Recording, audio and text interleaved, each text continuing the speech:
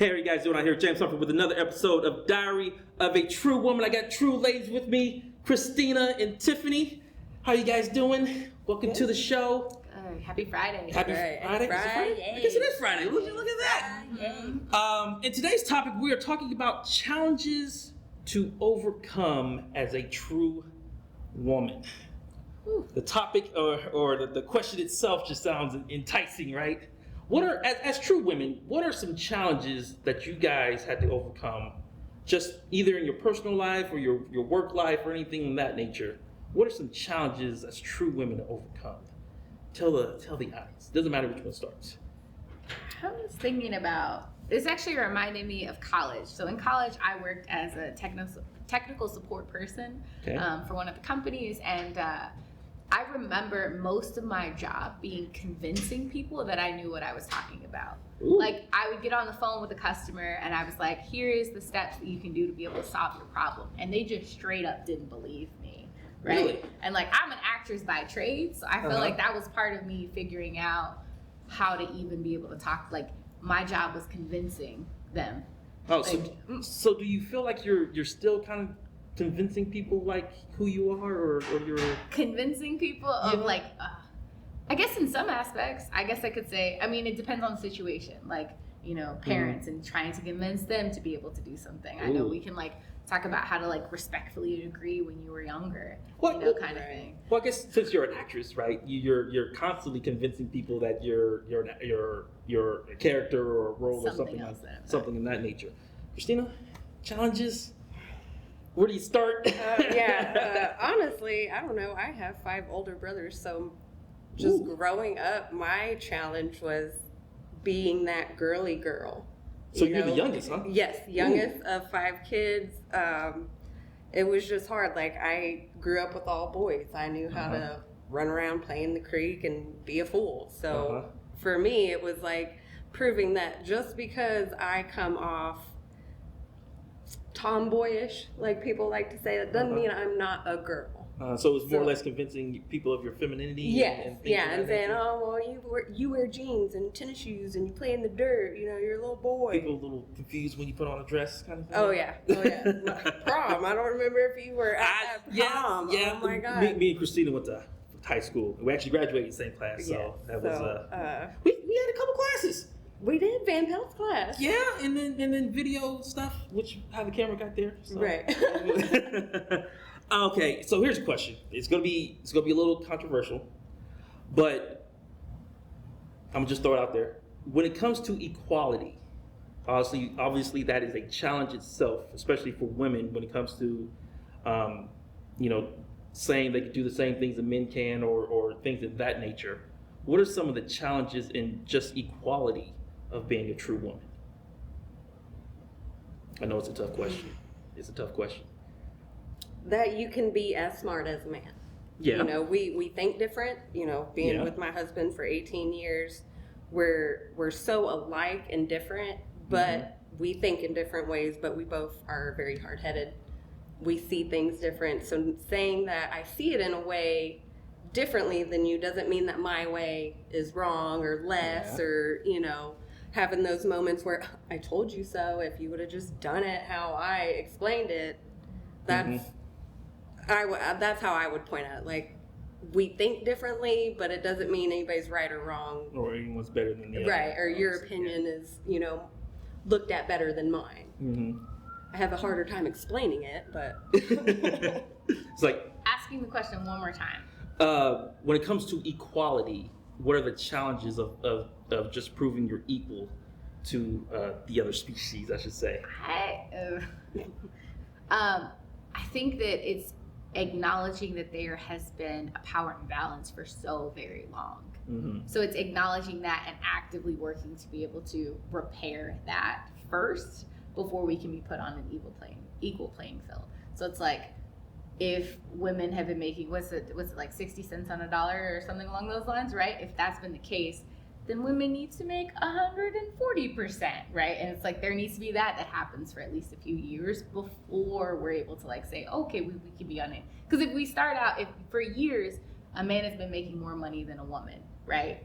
for years, and now we just say, okay, well, now we're going to be an equal playing field. The board is even. It's not even because you started out with all of these advantages and things like that beforehand. So first you have to repair that before we can even talk about being on equal footing. Because if we come up today, it's like, well, from now on, we'll all make the same wage. It's like, well, no, you've been making way more than me for the past years. Like, did you pay, you know what I mean? Like, how are you going to fix, do I get a bonus? Like, right, a catch-up bonus? Do you actually feel unequal when it comes to the workforce? It doesn't necessarily have to be like the workforce, but when you have ever had a job where you actually felt like you were unequal to? Yeah, I'd say, I mean, I just talked about that one for sure of being in the workforce, and like my male counterparts didn't have to worry about having to convince. I mean, you think about that, me taking the time to have to convince someone that I know what I'm talking about means that more of my calls weren't spent actually solving the problem, but instead we're convincing you to get on board with me. So now that's time, and time equals money. So yeah, it's unequal in that regard. Okay. And I think the numbers actually show that women don't make as much as men have, right? We're closing that gap, we're trying to fix it kind of thing, but it's not there yet. Okay. The Barbie movie just came out, right? Barbie movie came out, and did she get a nomination? Did she? She won some awards, right? Yeah. I really don't keep up with this stuff, if I'm being honest with you. I think she won. Ryan Gosling got. Well, that doesn't help my point though. He got nominated for some stuff, but that didn't help my point though. Right. How does some of these challenges affect your relationships, like either with your friends or partners or anything like that, where you felt like, you know, hey, I'm having this problem, you know, I need some help or need some guidance or need some assistance or some support. You know, how does these challenges affect your relationships? Going back to how men, you know, look at us, we're emotional how we creatures. Communicate. Right, we're emotional creatures. So I feel like if you go to, I have a lot of male friends. If I go to my male friend and say, hey, I got X, Y, and Z going on, I'm just frustrated, I'm this, well, calm down. Who said I wasn't calm? You know, so there's that, especially with men, the attack of you're an emotional creature, just calm down. Don't say calm down, because that gets us going. Just like, don't say man up kind of thing? Right, yeah, exactly. And then, you know, if we're talking about on girlfriend side, it's like they always think they have the solution for what you need to be doing, knowing good and well you don't function in the way they do and you're not going to do what they do. So most of the time I feel like it's just we want to vent, get it out, really don't need your opinion on what we should do or what we could do, or just say, hey, look at it in another point, or ask more follow-up questions. Well, what is this? What is that? What is that? You know, I feel like everybody's just responding to anything anybody has to say with, okay, this is how we fix it. Well, no, I'm not looking to fix it. I may be just looking for, like I said, a vent just to get it out. I just got to get it off my chest. I know it's a problem I have to handle, that I have to get through. I don't need your opinion on how to do it. I just want to say that it's a problem, you know. That reminds me of, like, I recently had a conversation with a friend, and I asked them, I said, is this a vent or do you want solutions? Like, I have to ask that question, because sometimes the person who's saying it is so one track, you know what I mean? Like, so focused, hyper focused on what they're going through that they actually don't know. And then taking that moment to think, she was like, I actually just need you to listen for a second. Oh, do you have space for this? And I'm like, okay, well, now we can move forward kind of situation. Because before I'm like, you know, because you want to help the people that you love. You don't want to see them struggle. You don't want to see them feel hurt. And so it's like, if I can provide wisdom or can provide some kind of help in some kind of way, I'm going to do that. Right. But that's not the move. We need to talk about it before you launch into this story, because I'm going to be taking notes. Oh, me and my best friend are that way. I'm like, am I listening or advice? Yeah. So, yeah, kind of getting that out is important in conversation. Do you guys think there is a fix to the challenges? Because, I mean, obviously these challenges have been there for decades, you know, and we've been talking about them for decades and all this other stuff. Do you think there is a fix or even a permanent solution to these challenges? Like, can we actually say, hey, this is how you fix it? But do you mean like fixing it as a woman, or like, what do you mean fix it? Well, just fix it on how you think it should be fixed. Well, no, because there's no one size fits all, you know. So everybody. So you think we're just going to be having these issues and these problems forever? For a very long time. I don't know about forever, but yeah, there's. I think some of them are getting fixed. Some of them are. They're in progress. I will say, you know, like the money, they're trying to get there, but I've heard studies that the equal pay won't be anywhere in the books until 2030, you know, in 2040. Like, if you can project that out, why can't it be fixed now? You know, like with pay gaps, male and female. Like, if we know about the problem and we know it can be fixed, why are we projecting it to be fixed so far down the line? You know, that I can't answer. I don't think there's an easy fix for everybody that works for me gets paid the same. Nobody gets paid. Everybody's broke. What do you think?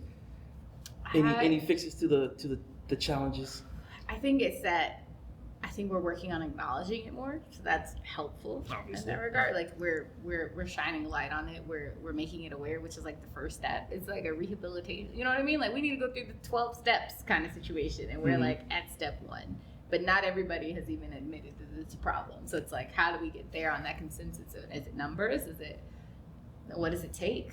You know, what does it take for everybody to be able to see it? So make it through the 12-step program. Yeah, is kind of what it is. Like people always relapsing. That's usually what happens. And I was like decades. It's like you couldn't get like a, you know what I mean? Like women, it's not been a decades thing. It's been, you know what I mean? Like for very, very, very, very, very long time, beginning of time. You know what I mean? Like if you believe in the Bible, like we're blaming the first woman that ever came out for stuff. You know what I mean? We're still paying for those kinds of things. So it's like that unequal, that balance, it hasn't been there. So you think there's never, I guess, going to be a positive light to the challenges? I mean, as true women, we're talking about, you know, being a true woman. How, as true women, do we change the, you know, the outlook of it or how it looks? Yeah, I think that it is by using our own gifts and our own authenticity and existing outside of that realm of what's accepted as of right now. Mm-hmm. And so it's like, I think about, you know, Megan Thee Stallion and Cardi B and these women who are just like living this very big lifestyle, but they're very much in their own authenticity. And they're able to make a lot of money at doing it. You know, Beyonce is able to make money at doing that. It's like stepping into this role, stepping out of what the concept is of what a woman should be and who you are helps. But it doesn't come without consequences. Because we know the higher that you climb as a woman, the less likely you're able to be able to find a partner who respects and loves you, right? It's like we talk about this whole thing about goddess energy, right? But it's like if you have someone that you look up to and is really that like shining light, a lot of times men will feel insecure in themselves and want to rip that woman down in some kind of way. So it's hard to find somebody who can be strong in his masculinity and still support a woman who is feminine and powerful. Or I wouldn't even say feminine and powerful, feminine in her own way, right? And that is power. Those things shouldn't be separate. I guess, do you think that's a challenge in itself? I mean, being a true woman and being powerful at the same time? I don't think it should. I think that I just made a mistake on my own end by saying those things as separate when feminine is power. You know what I mean? Like those things are not separate. They're together. I forgot what the question was. What was the question that I asked? How would you phrase it? Challenges to overcome. How do we overcome those challenges? But I mean, going into your point, I think that it doesn't just happen with males. Like, say, girlfriends get super jealous of each other. So if one's doing good, has, you know, great hair, great body, great clothes, shoes, you got a friend that may not respect you in a way. Support each other, huh? Right. Like, like the jealousy between women is very much a real thing. So trying to fix, it's not even just trying to fix how men see women or how women see ourselves. It's how everybody sees everybody, and not being so judgmental about how we choose to express or display our femininities, our powers, our, you know, cultural differences. It's more of an everybody thing. Yeah. It's not just men attacking women or women attacking men because they're more, dominant or whatever. There's just a lot to that because it can be your girlfriends, your boyfriends, your family.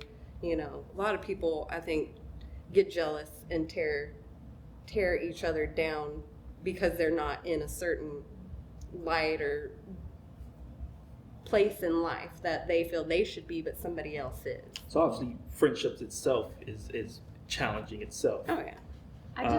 I thought about what you were saying before you hop into that next question, because I think I know where you're headed, but what you were talking about, I recently heard that like the things that you like about other people are the things that you like about yourself, and the things that you don't like about other people you also don't like about yourself. And I was like, or you're struggling with that in some kind of capacity. And ever since then, I've really like watched any kind of judgment that I've had passing through my mind and been like, oh, I feel jealous of this person. Why do I feel jealous of them? Oh, it's because they've done this, this, and this, which is something that I need to work on in my own life.